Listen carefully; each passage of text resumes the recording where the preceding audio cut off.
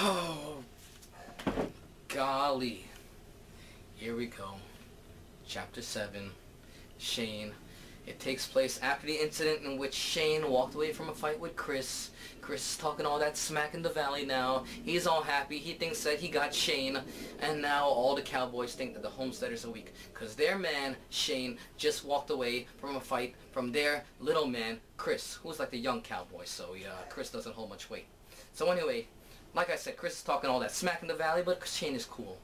He has some kind of inner peace that he hasn't had before. But the harassment of the homesteaders continues, and it gets worse. Alright, chapter 7, page 57. Ernie writes upset. He yells, "I can't stomach much more. You know the trouble I've had with those blasted cowboys cutting my fence? Today a couple of them rode over and helped me repair a piece. Help me! Damn them!" Waited till we got through. Then said Fletcher didn't want any of my pigs getting loose and mixing with his cattle.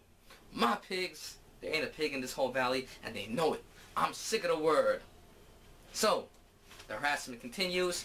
Joe doesn't care. Joe's cool. You know, he's like laughing it off. And Ernie Wright continues. Remember, Ernie Wright, he's the guy with the careless wife and the dirty kids. So anyway, Ernie Wright continues to hammer at Joe. He says, "You can't dodge it, Joe.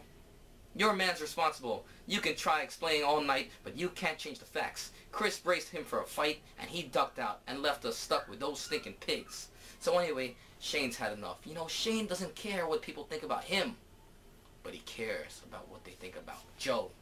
So before Ernie Wright finishes his sentence, Shane just rides out, and everybody's like, "Whoa, why is there a horse going out?" And Joe's like, "That's Shane. All we can do is wait." So they wait. 20 minutes later, Shane comes back. He says on page 59, "Your pigs are dead and buried."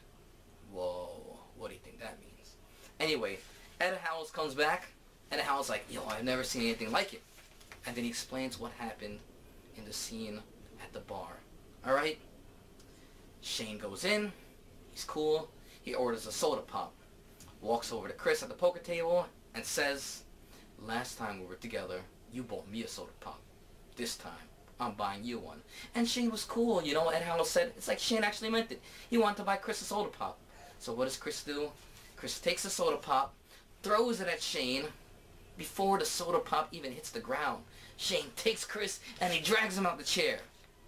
And then Shane picks him up, goes whop, whop, whop. 3 smacks. Sounds like pistol shots. So anyway, Chris is trying to fight, right? And Chris punches, Shane just gets out of the way, hits him in the stomach, then takes his palm and goes, bow, up to his face, then takes his fingers and rakes it down Chris's face. Ed Howells said that Chris's face looks like a horse stomped on it. I believe it.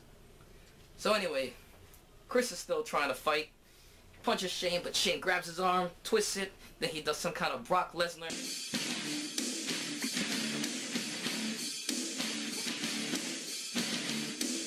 F-16, bam, but he holds on to his arm and then he just like, crack,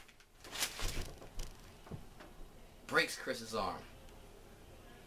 Fire in Shane. He's alive, but then the fire burns out and Shane's like, in his mind. So Shane picks him up, puts Chris down, takes some kind of wipey off the bar, wipes Chris up, tries to tend to his arm, and he says on page 62, "There's only one thing wrong with you. You're young, and that can change." Alright, so he walks away. Ed Howells, he clarifies it for the men. Shane is a dangerous man. And Joe is happy. He looks at all the other homesteaders. He's like, "So I made a mistake, right?" But then Marion gets in the way, and she's like, "I think you made a big mistake, Joe Starrett." And Joe was like, "Well, Marion, it's alright. Chris is gonna be alright." And Marion, at the end of chapter 7 at page 62, was like, "I'm not talking about what you did to Chris. I'm talking about what you did to Shane." What did Joe do to Shane? He didn't do anything to Shane. I'll tell you what he did to Shane. Because Joe was being picked on by the homesteaders, Shane felt obligated to go out there and fight. And fight he did. Can't even call him the fight. He went out there and destroyed Chris. But that's your homework assignment. Tell me, did Shane do the right thing by beating up Chris?